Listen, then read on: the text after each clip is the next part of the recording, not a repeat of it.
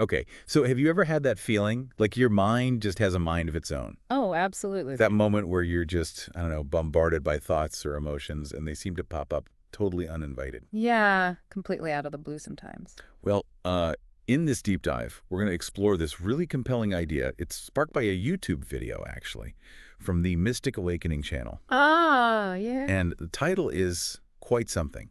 The greatest realization you'll ever make in life. It's a big claim, no doubt about it. But the central question it raises is something I think a lot of people grapple with, you know? Which is? Who exactly is it that's experiencing this constant stream of thoughts and feelings? Right. If you've ever sort of paused and wondered if that voice inside your head is really you, well, this is probably for you.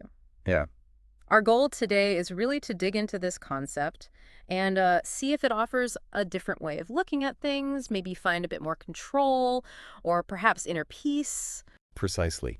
Totally. So we're kind of on a mission here to unpack this potential greatest realization about who we truly are. Sounds good. Let's jump in. Okay, let's get into it.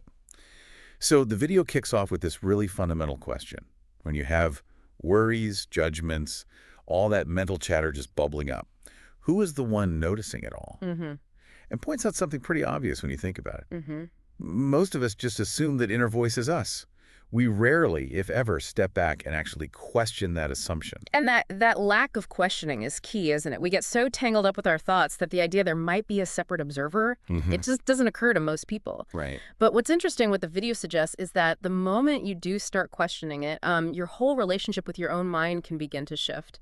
Yeah, it talks about that feeling of the mind being in control rather than us controlling it. Which feels true a lot of the time, right? Absolutely. I think it's a pretty universal experience. Yeah. The video gives some really relatable examples, like thoughts just appearing out of nowhere. Yep, uninvited guests. Exactly. Or those random, sometimes really unwelcome thoughts that just intrude. Or the constant struggle to just stay focused on something. Or the doubts that creep in and just tank your mood. Oh, definitely. Or my personal favorite, your brain just refusing to shut up when you're trying to sleep. Been there many times. Right. So it makes you wonder, if we were really in charge, why would all that happen? Why can't we just, choose to be calm and happy all the time? Which brings us to a really core idea in the video. Maybe the you that feels caught up in all that mental noise isn't the ultimate you. Okay. The video suggests that many people live completely absorbed in their thoughts, mistaking them for, like, pure reality. But they're not. Well, here's the crucial distinction it makes. Thoughts aren't reality itself. They function more like stories. Powerful narratives, sure, but still narratives. Stories that influence how we feel and react. Profoundly. They shape our feelings, our reactions, even how we see ourselves. And they use a really vivid example for this. Imagine you're just sitting in a totally quiet room. Nothing's happening, right? Complete stillness. Okay. Then bam, out of nowhere, a negative what-if thought pops into your head. Maybe about failing at something in the future. Right, the classic anxiety spiral starter. Exactly. Nothing has actually happened. Zero. Exactly. Yet instantly, you might feel like a tightness in your chest. Maybe your heart starts racing. A real physical response. Yeah. That thought didn't predict anything. It didn't change reality one bit. But because you believed it, even for a second, it had this tangible impact on you. Precisely. And the video really hammers home how much these internal stories can dictate our whole experience. It then offers this helpful analogy. The overprotective friend. Yeah, the mind as an overprotective friend. This friend is constantly trying to anticipate danger, prepare you for the worst possible outcome. Which sounds good in theory.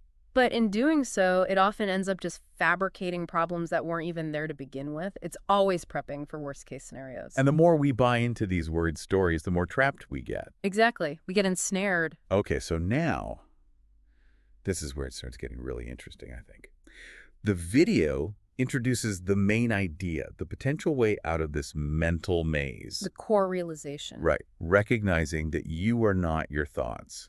Instead, you are the one observing them. Mm-hmm. Think about it right now. As you're listening to us, there's probably a voice in your head commenting, right? Making judgments, agreeing, disagreeing. Always chatting away. That voice, the video, says, that's not you. You are the one who is hearing it, the listener, The awareness. And this shift in perspective, identifying as the observer, that's where the potential for change really lies. What's so significant here is it introduces the possibility of choice. Choice. How so? Well, if you're just watching your thoughts, then you have the option not to get swept away by the negative ones, right? Okay. Yeah. You can choose to maybe disengage from the unhelpful stories, the narratives that just bring you down, and you can redirect your attention away from the constant internal commentary and towards, well, actually experiencing the present moment. That sounds liberating. Yeah. Bet. The video also makes a really critical point here. It's not like flipping a switch, is it? Not at all. Not like, boom, silent mind forever. Right. It acknowledges that, the mind's been running on autopilot for years, Mm-hmm. decades even. These patterns, these reactions, they're deeply ingrained, Mhm. reinforced by repetition. Super ingrained. Habits of thought. So even after you have this realization, this aha moment, those thoughts are probably still going to show up. They'll still try to pull you back in, whispering away, trying to get you to believe them again. And this really highlights the ongoing nature of this whole process. It's not a one and done thing. Definitely not. The video emphasizes that waking up from the illusion, as it calls it, isn't a single event or some permanent state you achieve. It's more like a continuous practice, a constant act of remembering. Remembering that you're the observer. Yeah. True self-awareness, according to the video, isn't some destination you arrive at. It's a habit you cultivate. It's the ability to catch yourself in the moment, again and again. Not just when things are easy either. Especially not. It's about catching yourself when things are tough, when challenges pop up. That's when the practice really counts. And the payoff for this consistent effort, Hmm. it sounds quite profound. The video explains that when you can actually notice this mental illusion happening in real time, it starts to reshape how you experience life. How so? Well, you're no longer completely at the mercy of your emotions, right? Mm-mm. You're not getting stuck in those loops of unnecessary suffering. Less reactivity. Exactly. You're not just blindly reacting to every little thing that happens. Instead, you start moving through life with a greater sense of clarity. Clarity. That's a good word for it. Because if you recognize that thoughts are just patterns, basically. And emotions are just temporary energy. Right. And your reactions are often just these deeply ingrained habits. Then this fundamental question comes up. What's actually left? What's truly at the core? Beneath all that activity. Yeah. The video suggests there's a deeper essence there. Something that observes the thoughts without being the thoughts. Something that experiences the emotions without being defined by them. Something that engages with life without being limited to just one experience or reaction. Exactly. And this, it proposes, is the true self, the underlying awareness, the presence that exists behind all the mental and emotional stuff. Okay, and this leads to this idea of becoming untouchable, which sounds pretty amazing. It does, doesn't it? The video explains that when you really internalize this, not just intellectually, like, oh, that's a neat idea, but when you feel it, when it becomes a lived experience. Then what happens? Well, thoughts might still pop up, negative ones even, but you don't feel compelled to chase after them or get tangled up in their stories. You don't have to argue with them? Nope. And emotions might still surface sadness, anger, whatever, but you don't feel like you're drowning in them anymore. They don't overwhelm you in the same way. Challenges? Stressful situations? They might still happen, life still happens, but you don't lose yourself completely in the stress that follows. It's like the thoughts and emotions become like passing clouds. And the real you? The real you, that core awareness, is like the sky.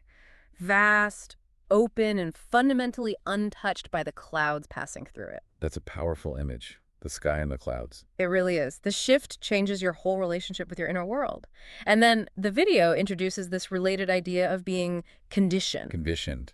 Like Pavlov's dogs. Well, maybe not exactly like that. But it means how our entire perception of reality has been shaped, layered, built up since we were tiny. By society, parents. All of it.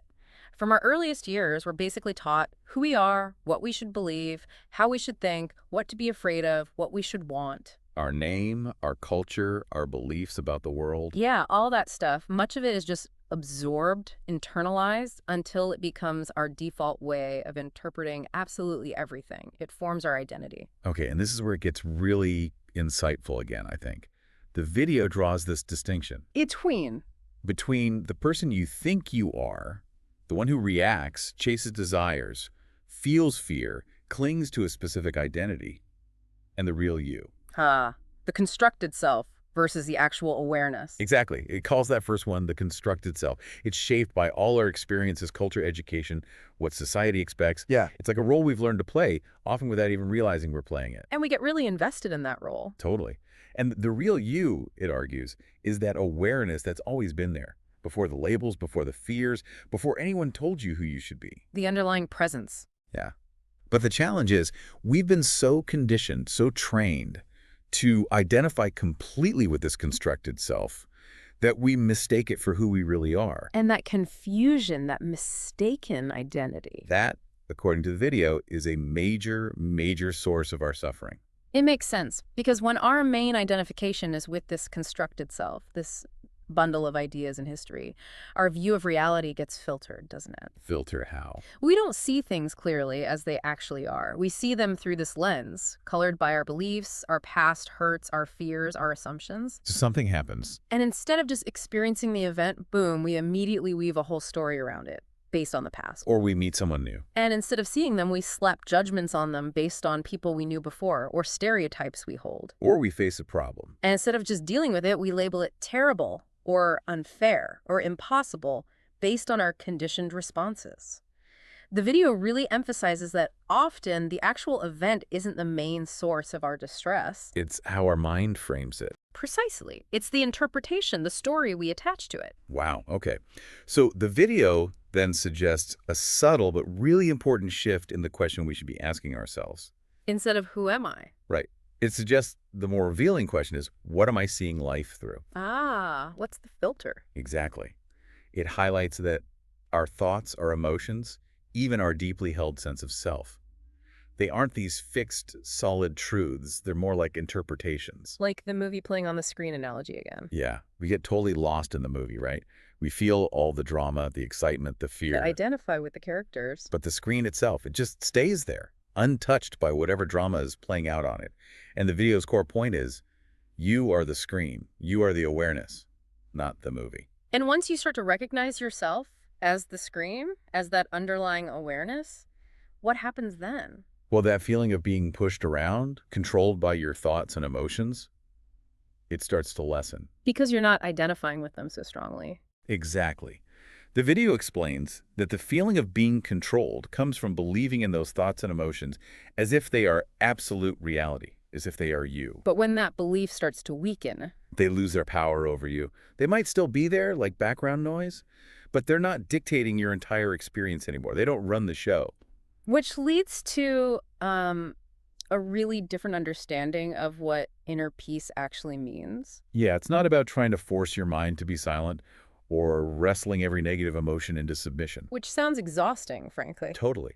Instead, it's about stepping back into that space of awareness, that observer space where you realize you were never actually in the storm to begin with. You were the sky watching the storm. And from that space, that realization, the video suggests a genuine sense of freedom emerges. Freedom from what? Well, freedom from being constantly yanked around by your thoughts, for one. Freedom to actually feel your emotions without being totally overwhelmed or defined by them. So you can be sad without being sadness itself. Precisely. Freedom to use your thinking mind constructively without getting trapped in those endless draining loops of worry or rumination. You're just Yeah. the freedom to exist without feeling constantly consumed by internal conflict. Yeah. Just being in that space between thoughts, emotions, experiences. And it goes even further, doesn't it? Beyond just observing, the video touches on actually living differently. How so? Living without this constant restless need to seek validation from outside or to keep trying to fix ourselves Yeah. or chase after some imagined future happiness that's always just out of reach. Letting go of the striving. Yeah. Less chasing, less controlling, Right. more. Just being present, truly inhabiting the now instead of living entirely in our heads, worrying about the future or regretting the past. Okay, so if we were to kind of wrap this all up, synthesize it, the core takeaway is this really profound shift in understanding, right? Yeah. It boils down to, you are the awareness that observes your thoughts and emotions. You are not the thoughts and emotions themselves. A seemingly simple idea, but potentially life-changing. Absolutely. This realization, if truly felt, holds the potential for, well, significant freedom and a more lasting kind of inner peace. It really does. So that brings us to maybe a final thought for you, the listener, to ponder on. If you are the awareness behind your thoughts, What new possibilities might open up for you when you genuinely start to embody that understanding in your day-to-day life? That's a great question to sit with. Yeah. Maybe just, take a few moments in the coming days. See if you can simply observe your thoughts, your feelings, without judging them. Just notice. Just watch the clouds go by. Exactly. Well, thank you for taking this deep dive with us today. It was a fascinating exploration. We really trust it's offered you a fresh perspective to consider.